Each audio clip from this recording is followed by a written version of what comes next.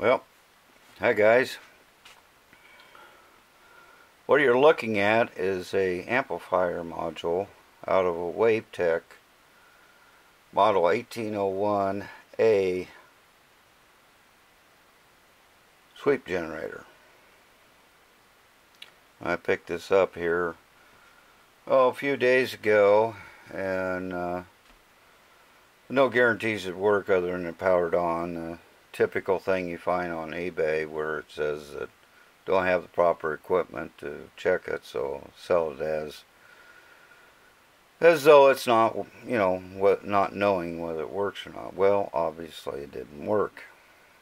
It would power on, and after further checking on it, I found a couple problems, and I'll get into those here in a minute, and got it working somewhat, but I still didn't have an output. So with a little bit of troubleshooting, I found that this amplifier module was dead. The input comes into here, the output goes out here.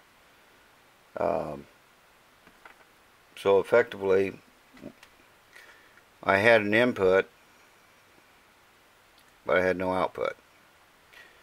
So that meant that something was going on in the module. Now with the module plugged in, it's kind of tight to do any further testing, but I managed to, with some clip leads and stuff, get to a point which is right here, which is coming from a transistor in here, and I'll show you a little better shot of that in a minute. But feeds a tranny that fit here, and then that one fed this one. But I had a signal there. But this capacitor here, which feeds directly out and hooks to that final output transistor, I had nothing on this side of it. So I meant that something was going on with these two. And it turned out with, I got some transistor testers and I checked them. This guy here was shorted, this one was plumb open. Wouldn't measure anything on any of the leads. Now this one back here I went ahead and pulled out. It's the same transistor.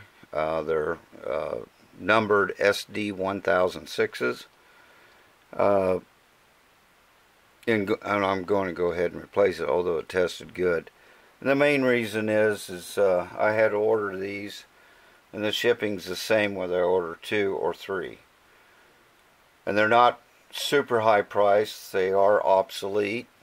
But I found a source. Unfortunately, is in Greece. So they're coming from Greece. They'll be here sometime next week, hopefully. But they were only $1.65, and I thought, well, I'll just replace all 3 of them. 2 of them I need to replace. I might as well replace the 3rd one. Now these I don't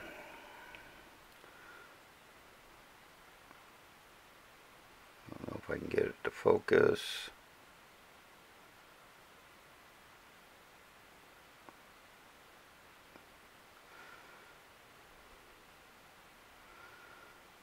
Now let me back away here. I've got it zoomed in. Maybe it'll focus if I back away.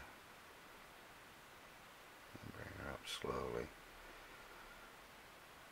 But these are the trannies. And they fit down into your unit, kind of like this. It's still got some solder on it, so they'd fit all the way down in like that, and then the emitters are soldered right to ground. Then you have the base and collector. This lead here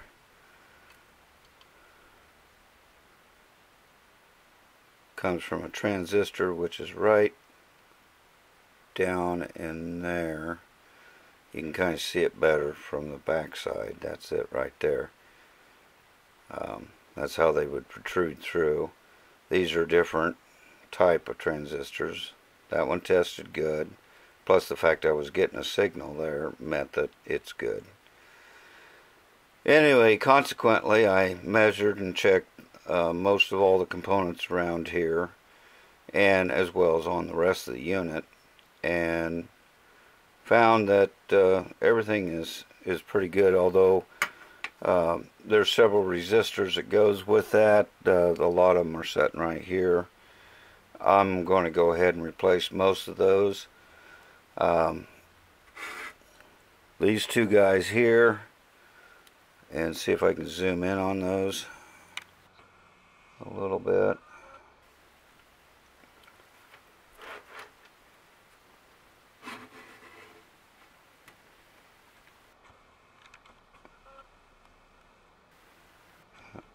Focus. There we go. They're diodes. There are a couple more right here, and then there's a little germanium signal diode that goes to ground. The black ones are what are known as Rector Diodes. They change their capacitance when with difference of voltage across them, and they're using them in this, even though this is not the sweep circuit. They use the Rector Diodes in the sweep oscillator, and I'll show you that in a little bit if I think I can. But they're using them in here more as a filter, just to make sure as the signal goes through, the sweep signal goes through the amplifier, that it stays sweeping and proper, so you don't get any distortion. So anyway, basically what I had to do is tear this thing apart, unsolder those out, and then when they get here I will put them back down inside these holes and solder them in. And then the next step will be getting well, these have to be hooked up to one to each transistor right here. These are chokes, and there's a choke there that hooks to this one. You got to get your wire dressing correctly, your component dressing correctly, so I took many pictures, which I'll show you in a little bit.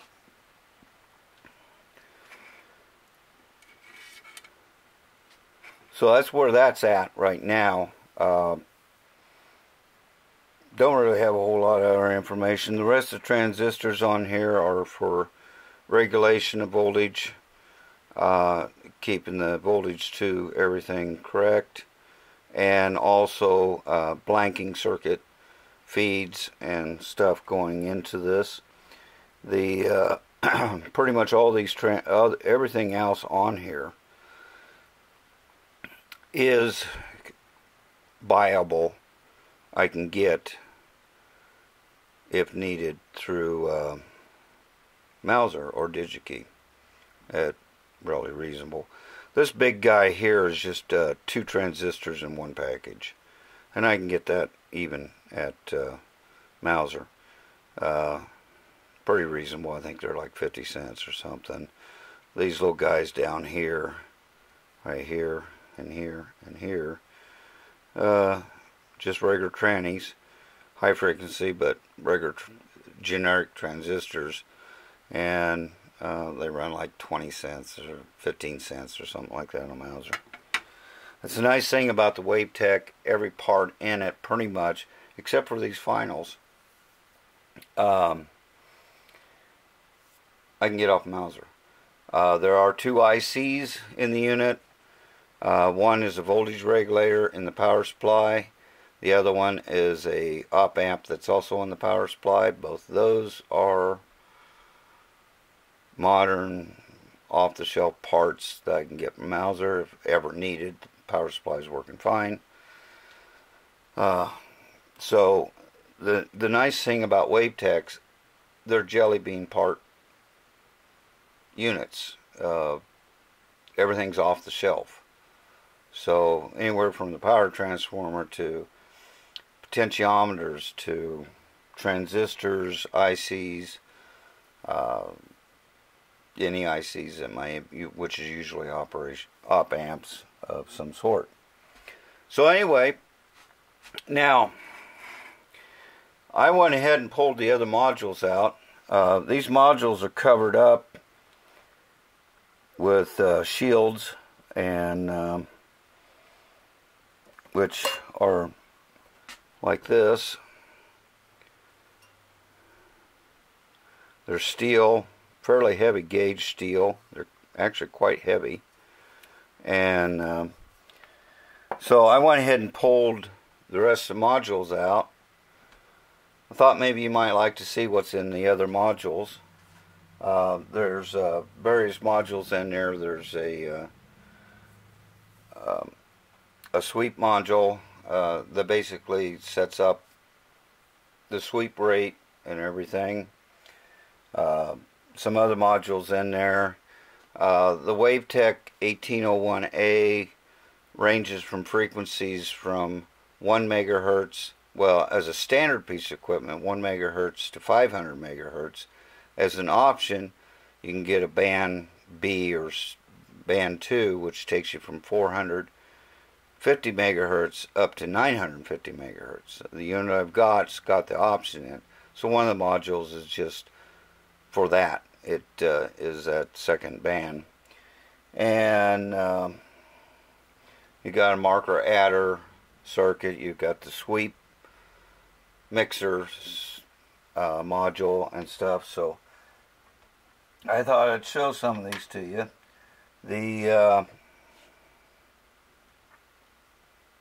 Here's one of them. This sets the sweep rate and geometry and everything. Basically, it's all jelly bean. We've got some electrolytic capacitors. We've got, of course, resistors, ceramics. A few diodes in there. We've got just standard transistors. Again, the big ones are just duals. It's all point-to-point wiring all through it. And there's various different connectors and adjustments. And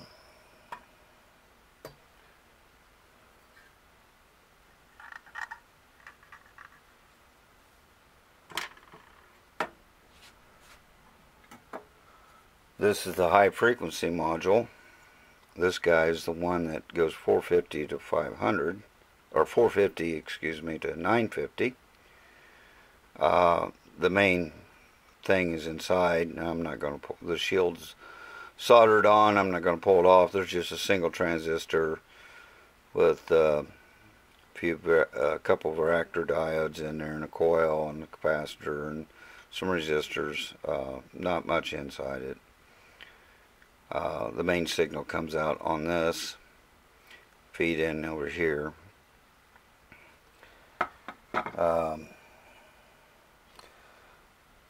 This is another module that has got various adjustments on it for various different things. Sets the blanking, size, and various different things. Again, just very generic.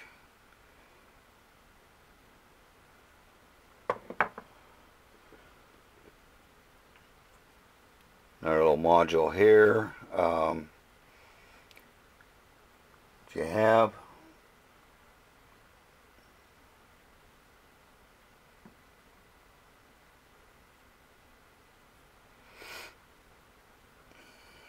as you can see, it's just generic. This guy's got several adjustments to it, but only two that's actually open to the outside. I believe it's these two here. I'd have to look at the can. And some test points. It basically is a little amplifier module and stuff for the various different signals needed.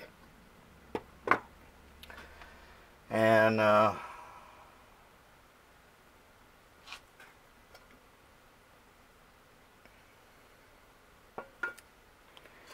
trying to think.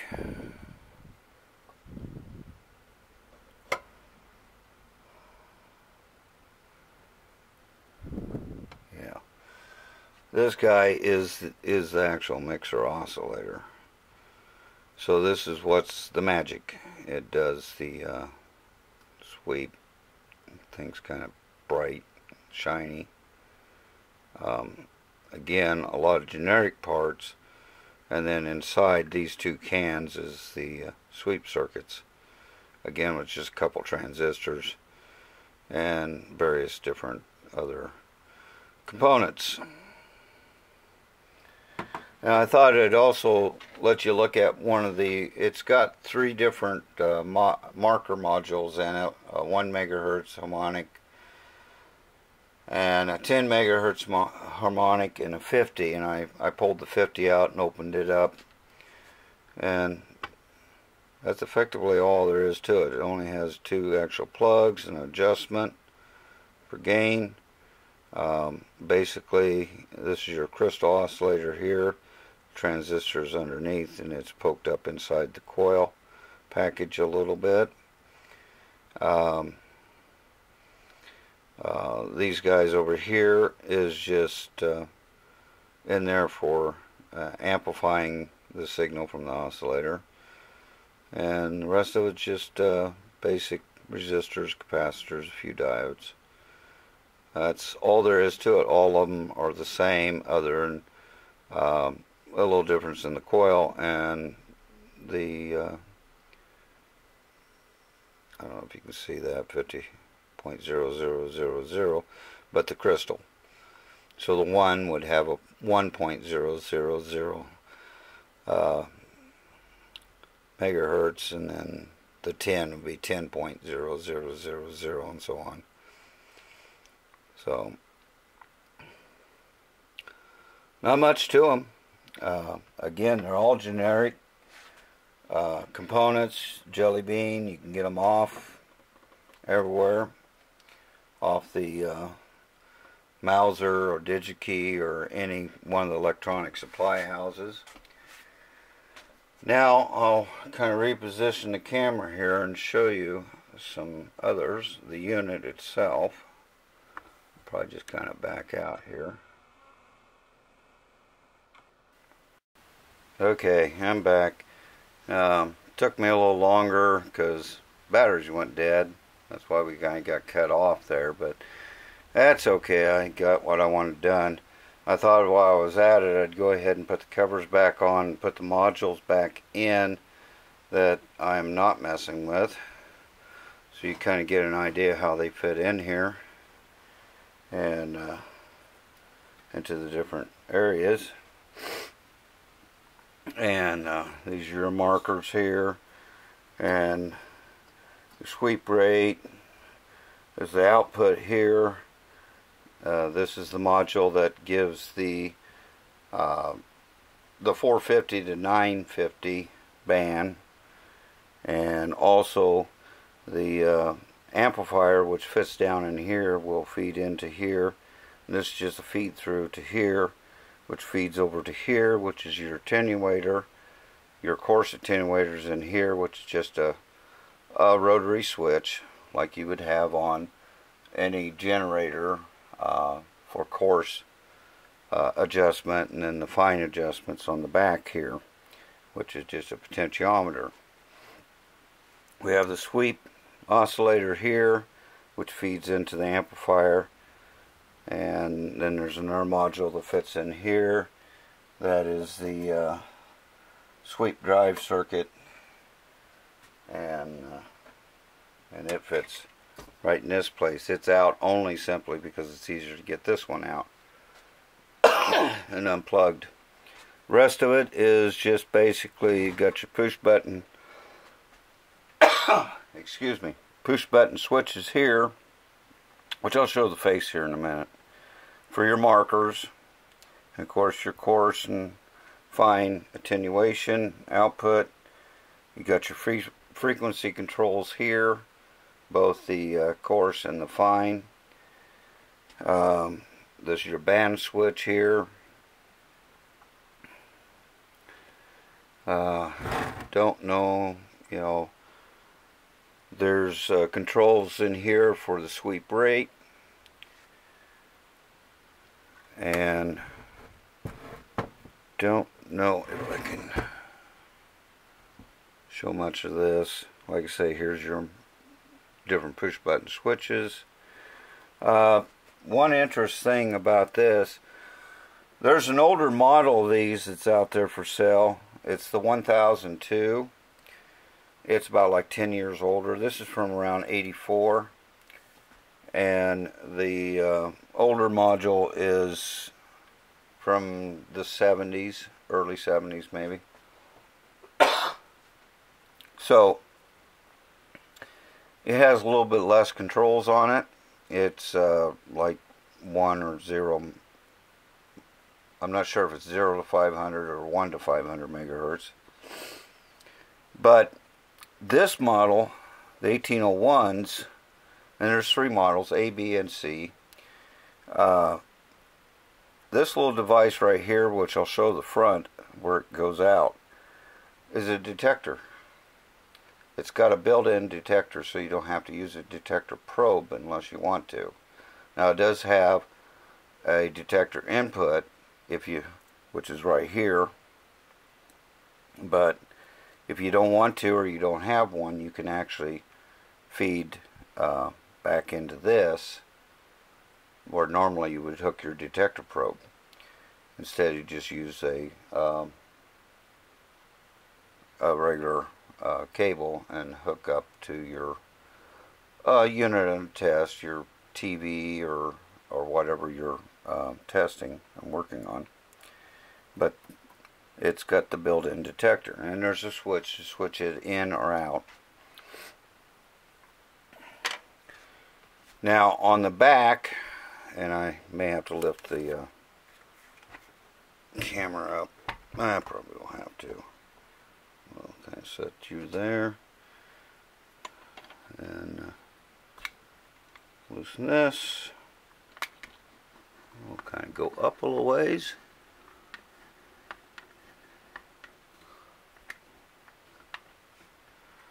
So on the back, you got your power supply. There's the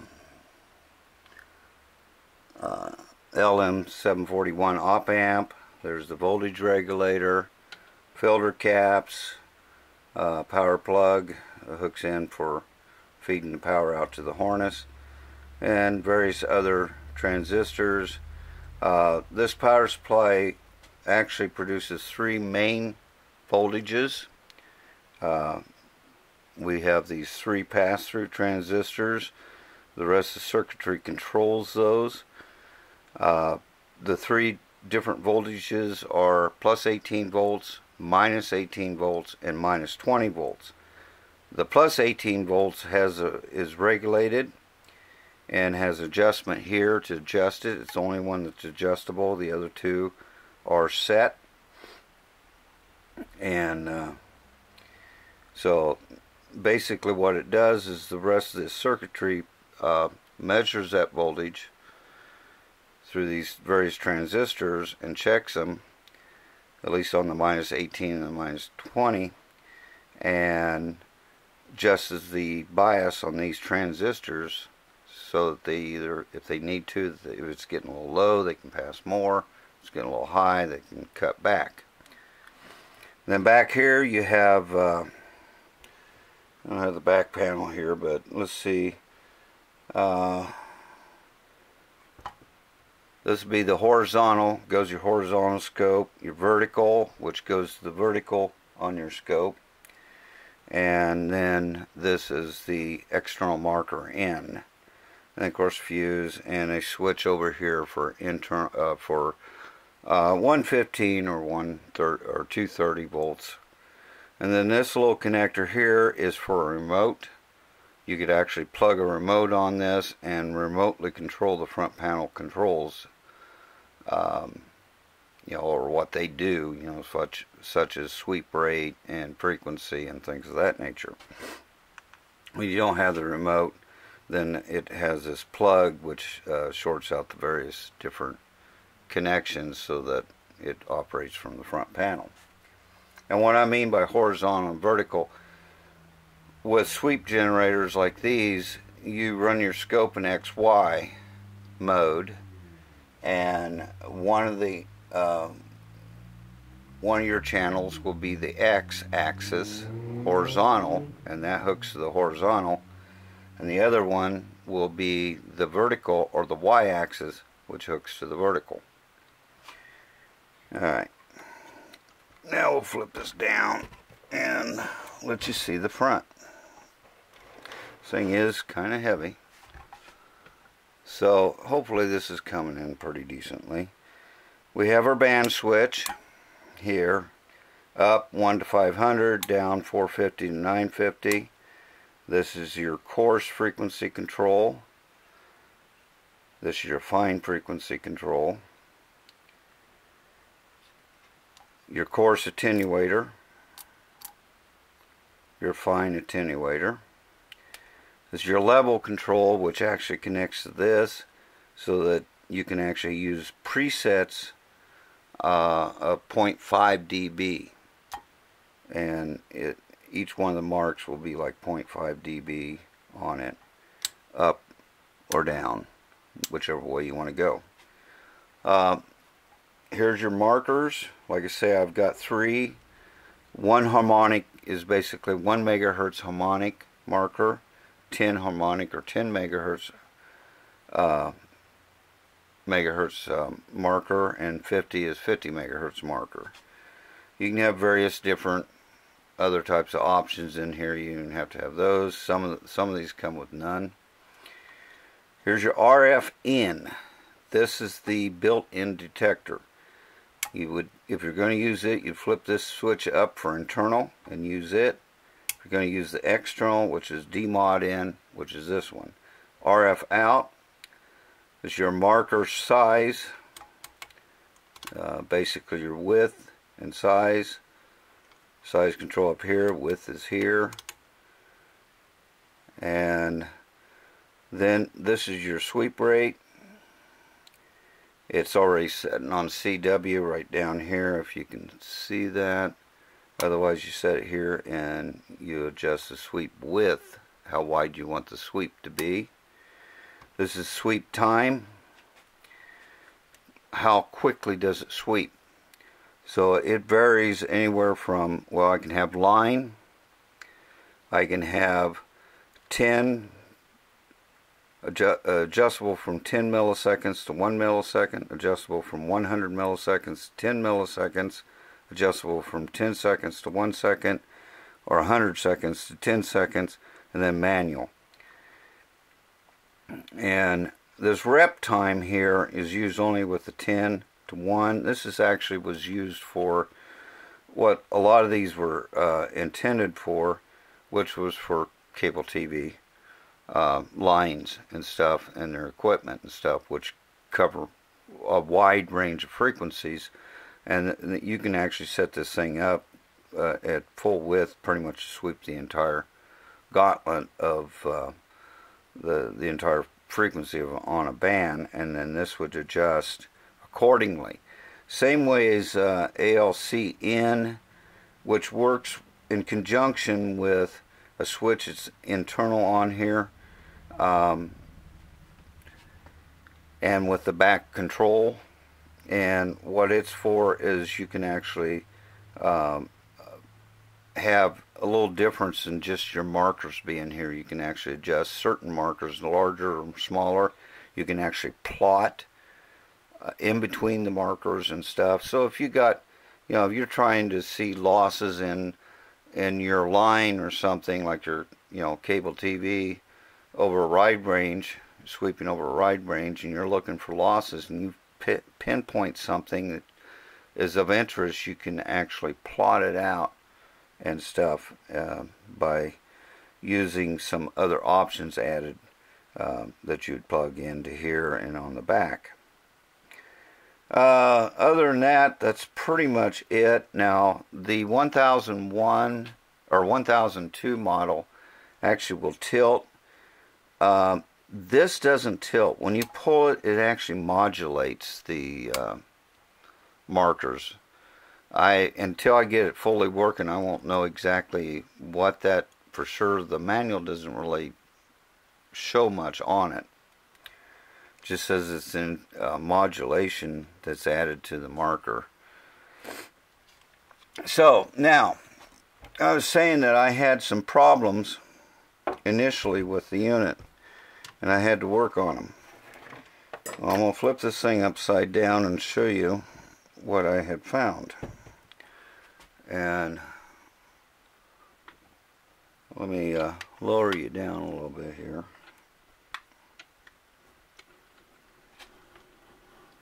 Get you a little bit closer. There we go.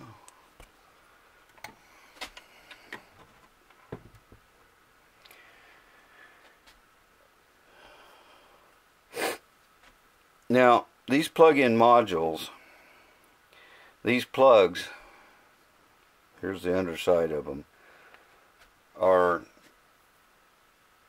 to say the least, they could have been a little bit better design. They're a kind of a brass female connector that is fitted into a pretty thin nylon holder that is rather soft. This one here, I don't know if you can tell, but this little guy was bad. I had to actually tear this thing all apart. These has got a little bottom on them to keep these from pushing all the way out. Well, this one was broken. It was shoved off to the side, and basically it was shoved out of the way. It wasn't making contact at all. I had to straighten it up and get it put back in there, and to keep it in place, one thing I had was some hot glue, and I just hot glued it where the broken piece was so it would stay. But these all, you got these screws here. Of course, these two modules out, but there's a screw here, screw here, screw here, and screw here that holds the modules in.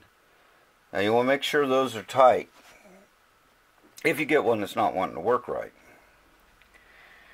Another thing is, you want to check and make sure all these pins are the same level. This one's way pushed out, so it was obvious that it had problems. So you want to, if it's not working right, take a look at these pins. The other thing to do is, if you ever pull the modules out, or if you got one that's not working and you suspect someone has pulled it out, first check, make sure the screws are tight. The other thing is, take and tap these down. Now, a lot of these will move quite a little ways. Just like that. Not real hard.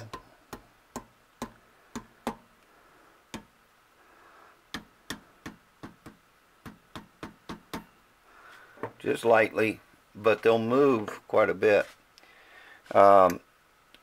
They set recessed in here quite a little ways in these holders, and if they get shoved up good enough, they won't make contact. And that was what was going on. After I fixed this one, I still didn't have anything, and I happened to notice that these just didn't look right. They just seemed like they were setting a little proud, a little tall. And I first started with just kind of pushing on one, and it went down.